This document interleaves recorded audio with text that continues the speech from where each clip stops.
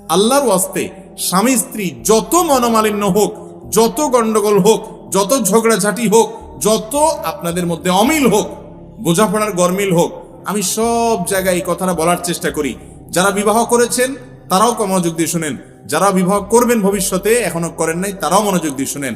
আল্লাহর ওয়াস্তে মাথা গরম করে তালাক দিবেন না। তালাক এমন একটা ডেঞ্জারাস অস্ত্র, এমন একটা ভয়াবহ অস্ত্র, ছুরি এবং চাকুর চাইতে পিস্তলের চাইতে ডেঞ্জারাস। কিরকম? আপনি একজনকে ছুরি ঢুকাই দিলেন তার বুকে, ঢুকানোর পরে লোকটা মারা গেলেন, এখন আপনি জিব্বা কামড়ায় বলছেন ও সরি আমি আসলে বুঝতে পারিনি, এতে কি লোকটা জীবিত হবে? ঠিক একইভাবে আপনার স্ত্রীকে রাগের মধ্যে মাথা গরম করে আপনি তালাক দিয়ে দিলেন।